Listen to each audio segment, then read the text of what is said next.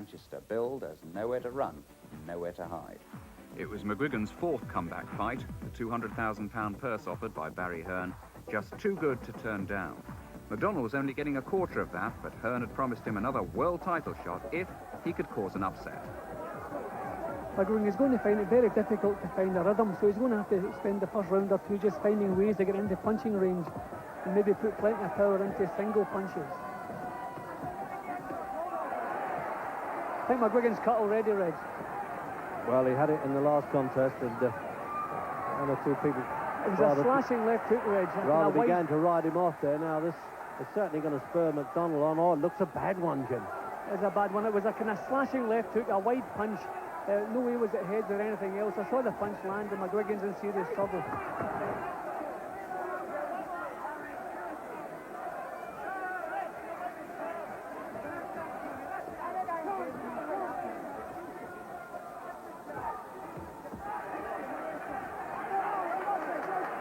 Going to have another look at that, Mickey Van. I don't fancy this at all. It's all over in the fourth round. It's always on the cards there that was going to happen. The ring's been invaded. One of the biggest upsets that we'll see in a long time, Jim. And all the people around me that have given me support and help throughout the years. And I'd just like to say thanks to them and to announce that I'm never going to fight again. You got to come to the end at some stage, and this is the end for Barry McGuigan. Well, Barry made that announcement that he'd be retiring only 20 minutes after leaving the ring, and so far there's been no hint of a change of heart. Jim, what a loss that is to British boxing. Yeah, a great loss. Barry was always a big favourite for the British fight fans. I was sorry to see him go, but when he came back, I don't think he ever had the little spark he had in his first career. He was taking too many punches, and then in the McDonnell fight, he lost because of an eye injury. So at least he left the game with all the dignity he deserves, a good excuse on the night, if you like, and now hopefully he'll enjoy his retirement. Now he relaxes at his fabulous new home in the Kent countryside, a shining symbol of his success in the ring. As for sport, well, he's on four wheels now, starting out in rallycross, which still leaves time for the world of entertainment. Barry, what have you got there? Feels like Frank Bruno's gum shield. Well, now the lonely fight routine is over, and his family, at last, have full attention. Well, for McDonnell, ironically, the prize is about against Azuma Nelson, the man who'd haunted but never actually met Barry McGuigan. Azuma Nelson's one of the great world champions around today, and he came face-to-face with McDonnell at the Royal Albert Hall. Nelson looks to be raising the pace in this round. He hasn't altered his tactics from the first round, so he must feel they're sound tactics. But now he's raised the pace a little bit. These are real punches Nelson's throwing now.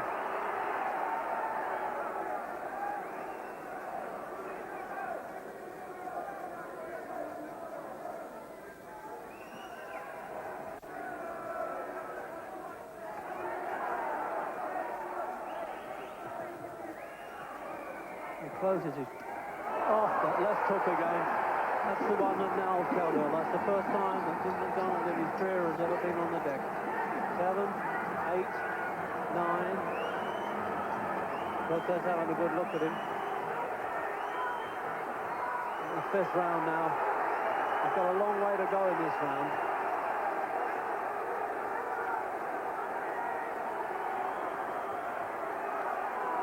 Such a potent puncher, Azuma Nelson. He really is.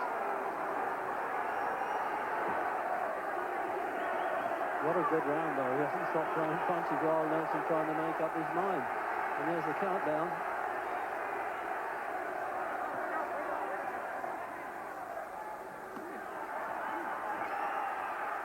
He's almost punching himself to a standstill there, didn't he? He's got so much courage, Reg. Who would have believed he would be out-punching Nelson at his own game? Good punch from McDonnell. What a turn-up it could be, but it's at the end of the round. Well, it's certainly the smartest fight that any challenger has given Nelson, isn't it?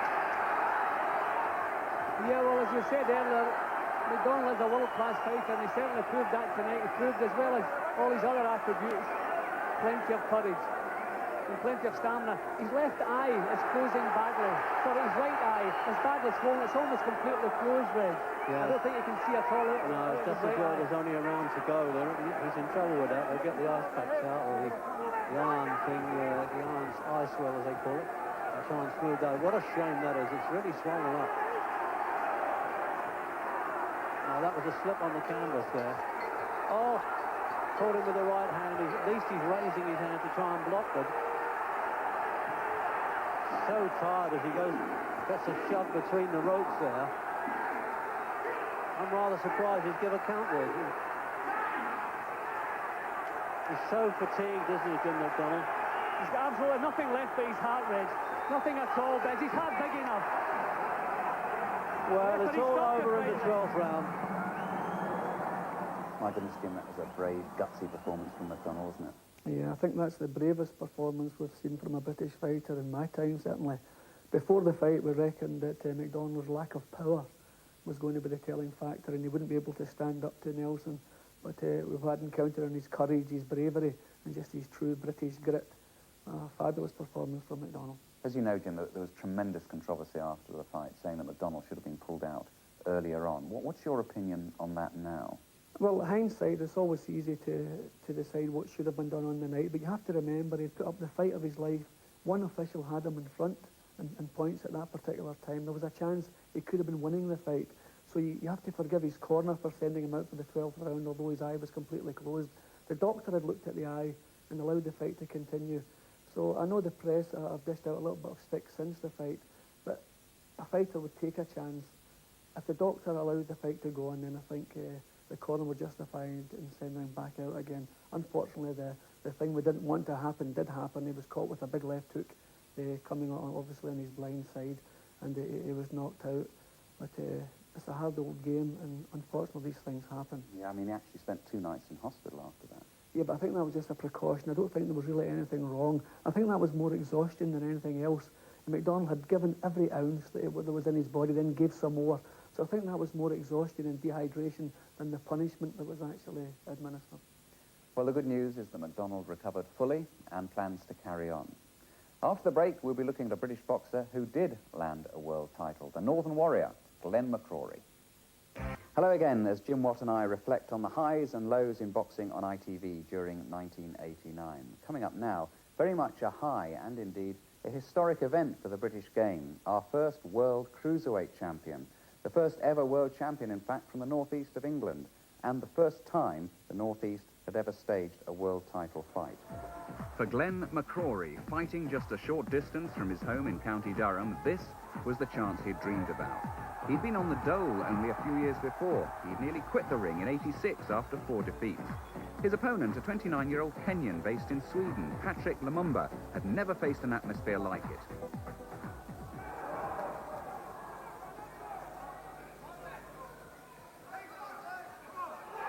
Half a minute to go in the opening round.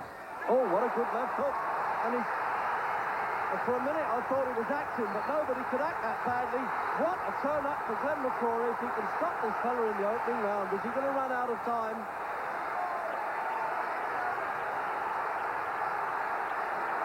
Lumumba's really gone here, Reg. He's all over the place. He should be taking a count or grabbing hold of McCrory. I don't think he knows where he is. What a lovely left hook from McCrory. That must give him all the confidence in the world.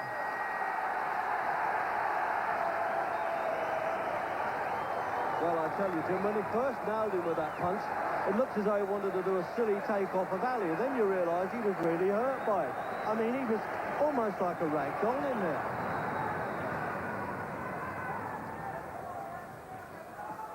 Oh, what a shot that one. Maybe we won't need the judges' scorecards after all. In the 11th, he almost did it at the start, McCrory. Can he do it near the finish?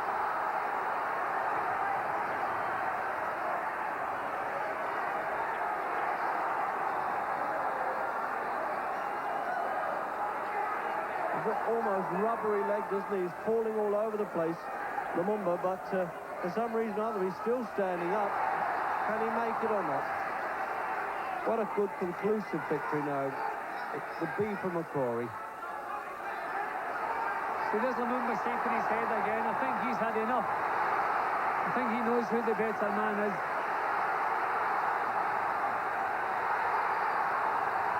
Just look at the crowd now on the feet there. They're sensing their man's in there. Randy Newman will give the number every chance, but he's getting nearer as though he's going to dive in. Watch this now. No, he can only break them at this point.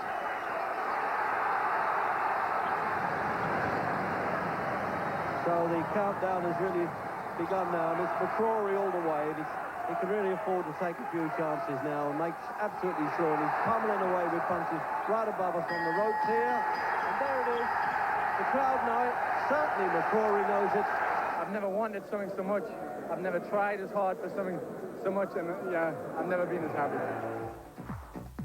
And then, 4 months later, in his first defence, South African Caesar Makatini provided the opposition in front of another northeast crowd.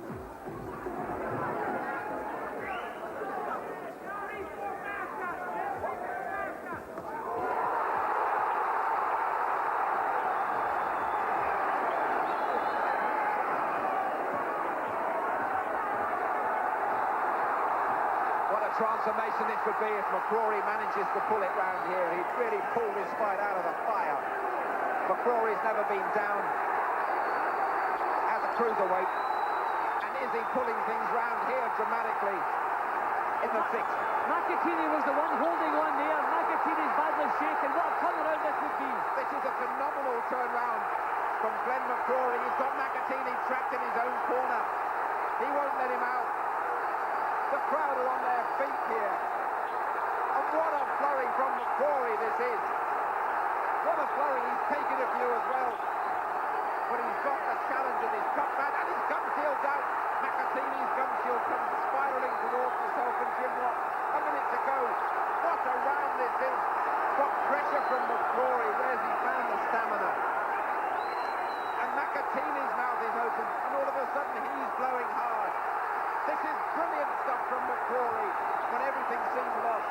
But now he's got to sustain it and he's got to produce the winning punch.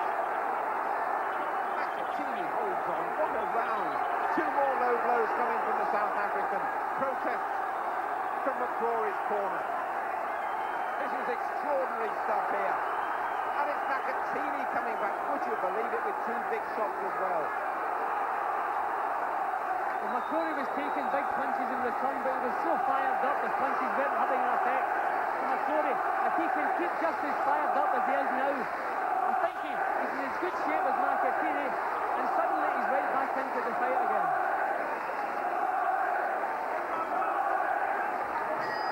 What a round from Glenn McCrory. 4,000 people cheering back to his corner. He's rocked Makatini once more above us, and Makatini is holding on. See, McCrory does have the power to trouble Makatini when he comes forward. When he backs off, he's only prodding with the punches. When he moves forward with his full 13.5 stone, he's troubling Makatini. He's taking all the fight out of him. Good left hooks, and Makatini's sitting on the rope, and he's down in his own corner in the 11th. They're claiming it was a push. But is Makatini going to beat the count here? I don't think he's going to beat it. McCrory's done it. What a comeback from Glenn McCrory. He stopped Makatini in the 11th. At times his world title looked to be a goner. McCrory's their darling here again. What resilience, what a show of courage, and what a victory for Glenn McCrory. I tell you what, Jim, halfway through that, he seemed absolutely gone, didn't he? Yeah, well, that's one of the benefits of boxing at home. After 5 rounds, McCrory was really gone. He'd lost all desire to win. He went back to his corner, and the crowd really got behind him, and it really dragged. I think he went out in the 6th round just for a do-or-die effort. I don't know if he believed in himself at that point, but he had a tremendous 6th round, and it rekindled the fire in him, and he went on to, thankfully, retain his title. But I think that the home crowd really brought that fire out of him. He's not that well known, of course, in terms of profile, but he's one of only 2 world champions we've got, along with Dave McCauley. Yeah, and thankfully they say that nice guys never win world titles. Well, thankfully Glenn's proved that to be wrong, because you couldn't meet a nicer bloke, and thankfully, as I say, he's now defended his title, which will probably make him an even better fighter. And now, of course, he fancies a shot at Mike Tyson. Well, I think he should forget that. We have to remember Glenn's early career was in the heavyweight division. He was never big enough, strong enough or powerful enough to trouble any of the domestic heavyweights. So I don't think he's going to trouble anybody like Tyson. I think he should just stay in his own division. It's a new division, and he'll help to establish that division, but forget the heavyweights, I think. He knows a bit about Tyson, though, because he sparred with him so much. Yeah, but they're two entirely different things. I mean, I would, in a mad moment, I would maybe think about sparring with Tyson, but I would never fight him. So what about Mike Tyson? It's been a strangely inactive year for him, hasn't it? Yeah, well, problems outside of the ring have flooded from all directions. He found it difficult to cope with those problems. But I think he's through that period now. Don King has his hands on him. Not everybody will maybe think that is good news, but I think in Tyson's case it probably is, because now King will make sure he concentrates on his boxing and leaves his personal problems outside. He wasn't really up to par when he fought Frank Bruno, was he? No, but that was the first fight back after all the problems, the supposed suicide attempt and all that nonsense, the breakdown of his marriage. He wasn't up to par. It was probably Tyson's worst performance since he burst onto the scene. But we have to remember, Frank did a lot better than anybody expected. We didn't expect Frank to beat Tyson. He was always going to be judged on how long he lasted. He almost lasted 6 rounds, so we can look upon that as a success for British heavyweight boxing, I think.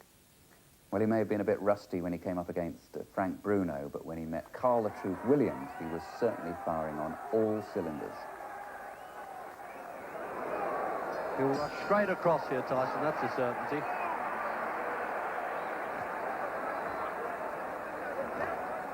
I remember that they boxed 2 or 3 times in the gymnasium when Tyson was coming up. But as Jim Watt and Frank Bruno both agree, there was very little relevance in that.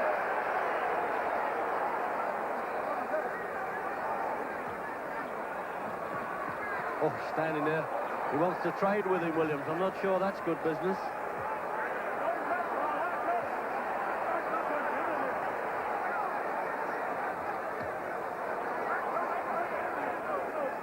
Good to see a challenger come out like that, Jim, and be willing to trade.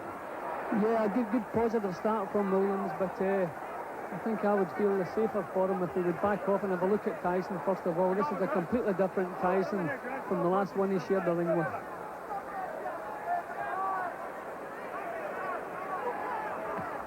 8 championship fights, remember, Tyson. 7 have been covered by ITV.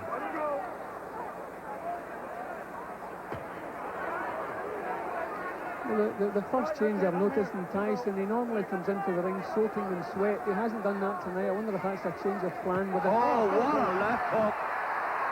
Well, he certainly wasn't cold, Jim. In fact, it looks like Carl Williams has been knocked cold in the first round. Is he going to count him out or let him go on? He's done well to get up. No, he stopped it.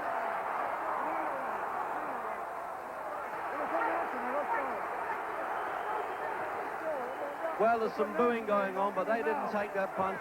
Carl Williams is arguing. He got caught with a peach of a punch there, and, well, at least he's got a cuddle afterwards, Jim. Now, nobody really could have expected that. That punch, too, couldn't have landed in a better spot, and you get the full turn of the shoulders, the hips, bang onto the chin. That was a beautiful punch, and the way he went down, you could see there was no way he could throw the effects of that. I mean, people like Larry Holmes could recover from a punch like that, but unfortunately not Williams. Well, normally in the first round they have a chance of getting over it. Certainly Michael Spinks didn't. But as I said, this fella's recuperative powers have been good in the past, but he was nailed there, and I've got to be on Randy Newman's side there. So, Jim, Tyson's 10th world title fight, but a very controversial finish.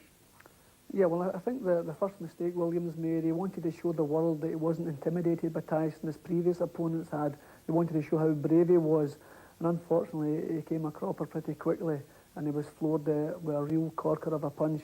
He got up onto his feet in time to resume boxing, but he didn't take up a boxer stance. He didn't have any life about him, and referee Randy Newman had a good look into his eyes, asked him if he was okay. He got a shrug as a reply and decided to stop the fight. I agreed at the time the fight should have been stopped, and I still stand by that. But when you have a world heavyweight title fight stopping in the first round, although I suppose with Tyson we should be getting used to that, but when it happens, it's an anticlimax, and obviously people are going to complain about it. Well, with Frank Bruno out of the British heavyweight scene, at least for the time being, the spotlight fell very much on Gary Mason, who defended his British title against Jess Harding in June.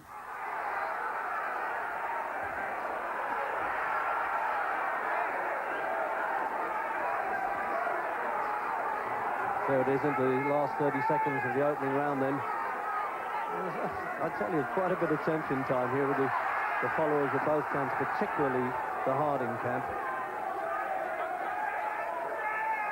People daren't blink or look down at their programs here at Brentwood in Essex.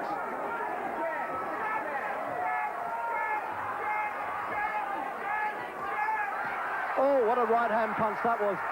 Flush on the chin there. I doubt whether he'll get over this round, although he's running out of time. The right-hand punch really did it, and he's got back to the corner there by Freddie King. Very groggy indeed, Jim. Well, we won't see a more positive start from Gary Mason. Took a few chances in the middle of the round, but his own punching was spot on. He's getting to his rhythm very quickly. He took a few good shots back from Harding, but wasn't troubled in the slightest. But we saw the effect of Harding's punches. Here they come. Harding all over the place.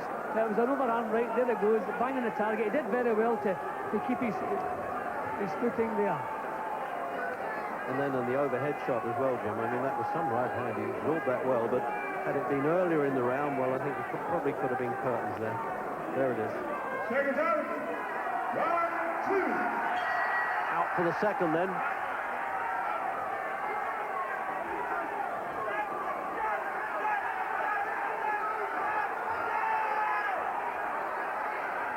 Well, the chin has been tested. There's no need to test Harding's ticker because he's a game guy, all right, but he's going to need to be. You see, he's putting the punches together well here, Mason. He's accurate with them too, and it doesn't look as though it's going to go, Jim. No, it won't now. He's out in the second.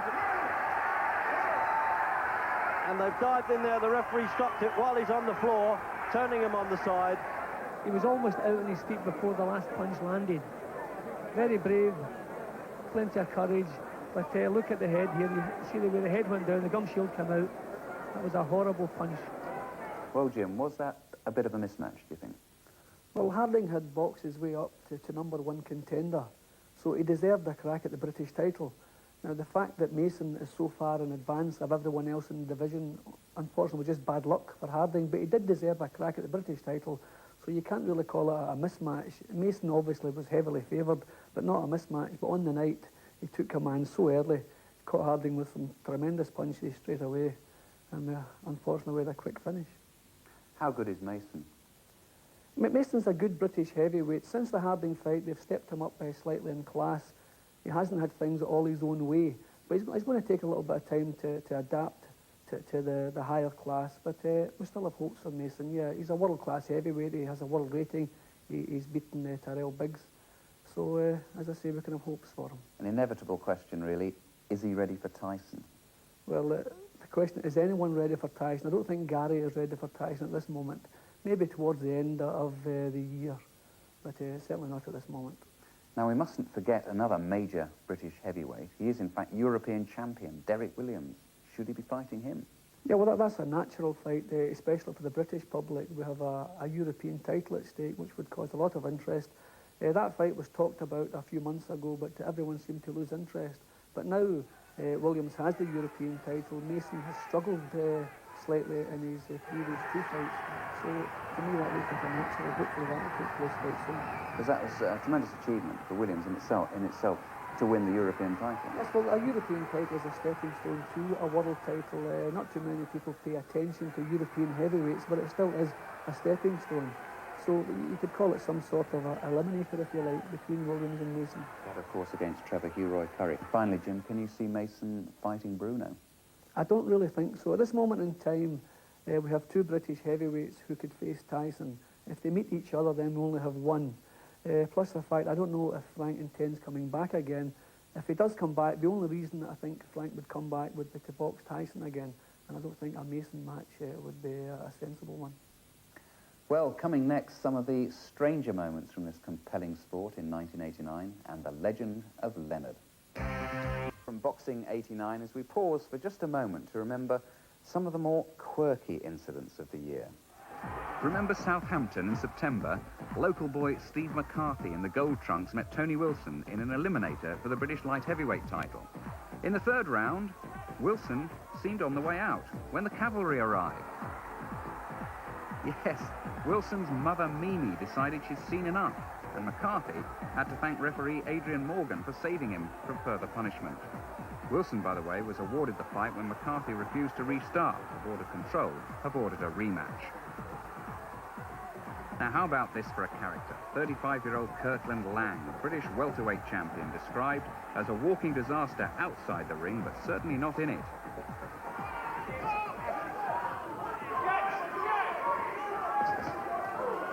Oh, he was out before he hit the floor there, wasn't he? He really wobbled and fell back there. And I'll be surprised he won't let him go on. He just... Yes, he will. I'm amazed. His legs really were so rubbery at that stage. But he'll dive in now, Mickey Van, right away. He had to do that. I'd hoped he'd do it first time up. In the 5th round. A brilliant performance, but in his post-fight interview, he gave Jim Rosenthal as much trouble as he'd given Collins. We assume he was pleased. And what about the belt? Kirkland, many congratulations, and we are wondering at ringside, 35 years of age, when are you going to start slowing down? Slowing down, why? I don't know nothing about slowing down. This is right now, Jim. Right? Hear me now. Boxing is my business. And I have the best friend of the business, Joe Ryan. Take it from me, Joe Ryan, the best. He give me motivation. To the boys them here now, tell them have faith in me, Jim. And talking about characters, the Batman haircut belongs to Mexican Jorge Paez, the IBF flyweight champion. He's a nice line in shorts, or is it a skirt? He also likes a breather during the action. But when he wins, he certainly knows how to celebrate. By the way, he was born in a circus, and he used to be a tightrope walker. Remember the name, Jorge Paez. And talking about characters, no boxing program over the past decade would be complete without Sugar Ray Leonard. He, of course, took part in 2 so-called super fights in the past year. He first met Thomas Hitman Hearns nearly 8 years ago in Las Vegas. The rematch and the build-up was surrounded, even by American standards, by quite astonishing hype. Sugar Ray Leonard and Thomas the Hitman Hearns are going to war.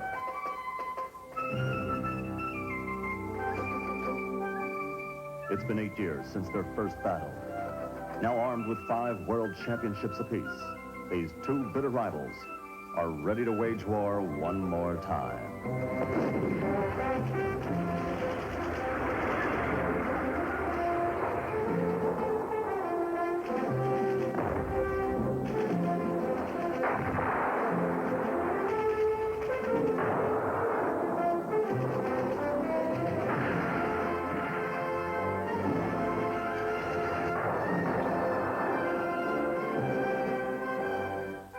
Top Rank presents The War.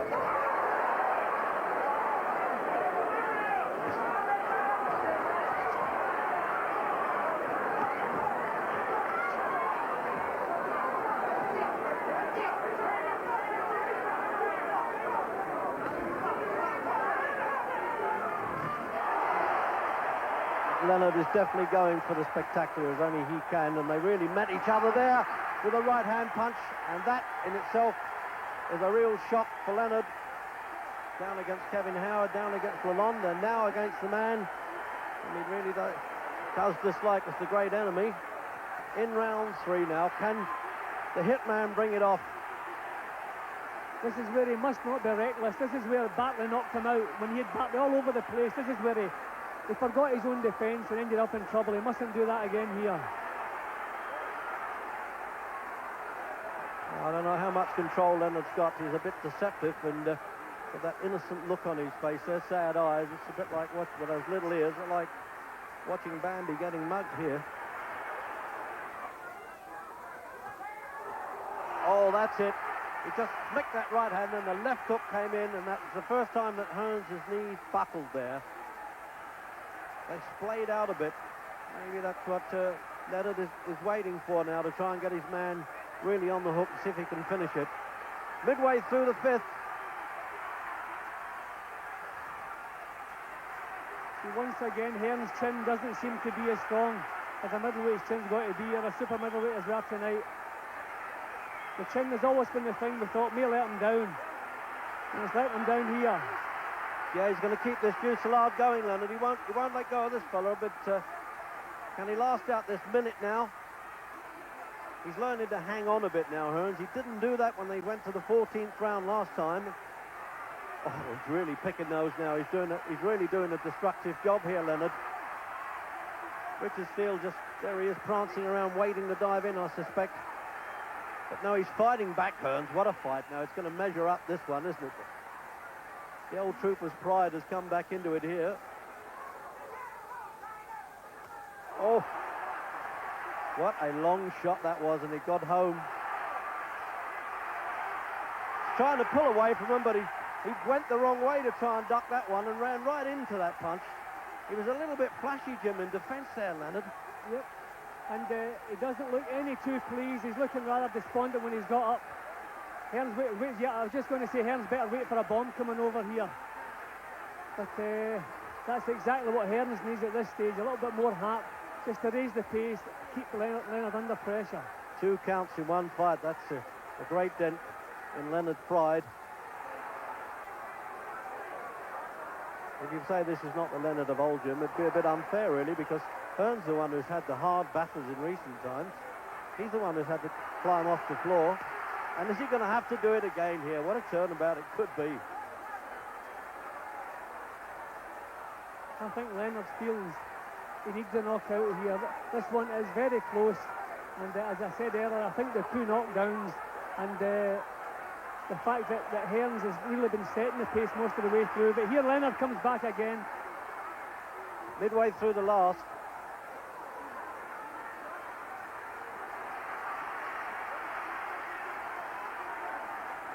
Oh, this is some final round, aren't they? We won't see the loser of this fight again in the ring, that's for sure. Perhaps not the winner even.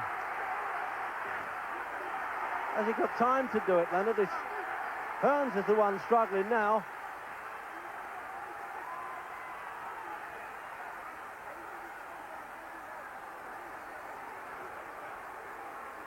That's something he's learned in his old age, Hearns. He didn't do that when they first fought. Had he done so, he might have even recovered from that fight.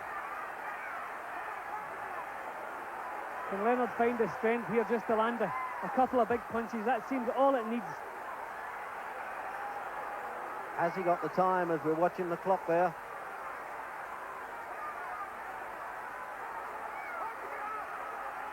Or if there is any doubts in the judges' minds, will this round make up for it?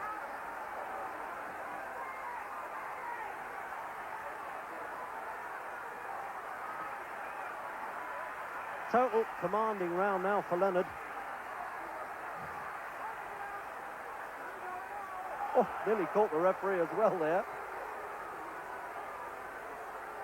So there it is, too late for a knockout, that's for sure, Jim. Yeah, once again, Hearns' courage has seen him through in the last round here. Well, they're both going to raise their hands. I would suspect Hearns has it. They've lifted Leonard there. That won't influence the judges. They're busily marking their cards at this stage of the game. Now they've lifted Hearns as well. Terry Rock scores about 113 to 112 for Thomas Hearns. One up for Hearns by 1 point. Tommy Kazmarek scores it 113 to 112 for Sugar Ray Leonard. Same score for Leonard, 1 each. And Bobby Shirley scores about 112, 112. This bout is a draw, ladies and gentlemen. Well, Jim, a lot of people thought Hearns should have got it. Yeah, I was one of those people. I was pretty sure Hearns would get the verdict. With Leonard on the floor twice, Hearns was really in control for far more of the fight than Leonard was. It was slightly disappointed to see a drawn verdict to begin with. It's never a conclusive ending, obviously. And the fact that it was a bad drawn verdict was pretty upsetting. An interesting point I heard at the time suggested that if Leonard had had Hearns down twice, he'd have definitely got the verdict. Yeah, well, I feel that's pretty true. Leonard has been very fortunate, especially in Las Vegas over the years, and I think favours have been done, maybe accidental favours, if you like, but people tend to lean towards Leonard, but I certainly feel he lost that fight. Of course, some people said the fight should never have happened at all. Well, the two guys are superstars. Okay, they're past their best, but so is Frank Sinatra, and he still sings. So these guys, they can still generate millions of dollars worldwide. So So if people still want to pay those millions of dollars, then I suppose they're entitled to take their show on the road. Well, in fact, Hearns hasn't fought since, but Sugar Ray went on to another big money rematch, this time against Roberto Hands of Stone Duran. They had met twice previously. The score was 1-1. But despite our expectations, it's generally accepted that the best fireworks happen outside the ring before the fight.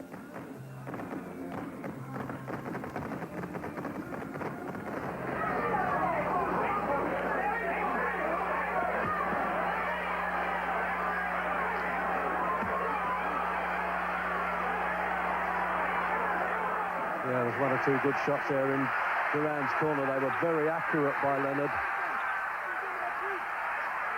And now it's really got a toe-to-toe slug now.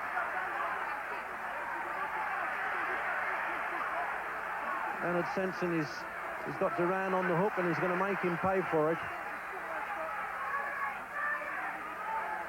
If Leonard manages to start pushing Duran back, then Duran has absolutely no chance. So these are good punches from Leonard here. This really is his round. Look at this. It really is the showboating stuff as well. I mean, he's giving him a quiet going over, as they say, Duran. And he's got a good chance of stopping him here in the 6th round. And that seems almost unbelievable, this tank man of the pro ring. And he doesn't even want the referee to touch him there. He's so angry, Duran, because he hasn't taken a beating like that in a long, long time.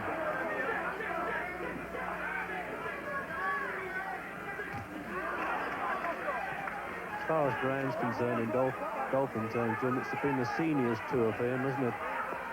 Leonard's cutting the left eye, I think, the edge. I see some blood there. I was just wondering whether it was coming from his lip, but I don't think so. There was a clash there.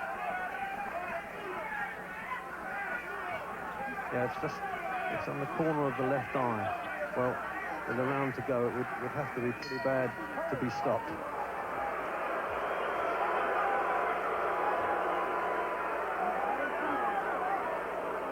So that's already Aliano. There it is. It's bleeding fairly heavily too. It's unusual to see Leonard cut. Well, it's no use Duran snarling the way he is, Jim. He just hasn't done enough to be even in the frame. No, he really hasn't done anything there. He's never mind not enough. Although most of that is because Leonard did not allow him to get into the fight. A wonderful performance from Sugar Ray Leonard.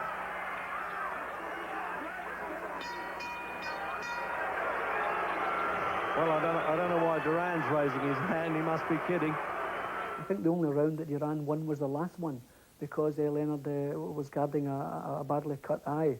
So an anticlimax, but at least Leonard, his show's still on the road anyway. Is this the end for Duran? I would say so. He still holds a world title, so probably for financial reasons he'll go on. And probably Duran would have a better fight against a different type of opponent. But Duran looked so bad, but as I say, that's because Leonard, his tactics were so good. So what now for Sugar Ray? Well, who knows? He obviously is on a high. It was a lovely performance. Maybe another match with Tommy Hearns, although I don't think the public really want that one. There's always the chance with everybody coming back that we may see Marvin Hagler back in again, because they could drum that up to be another super fight.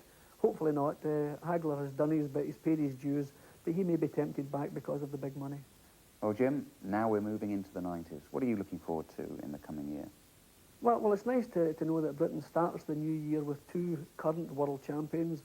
We have 3 world-rated middleweights, Graham, Ben and Watson, and Chris Pyatt is on the verge of big things, hopefully. So I think it's going to be an exciting year for British boxing. And has this been an exciting year? Yes, I found it very exciting, yes. A most enjoyable year for me, sitting outside the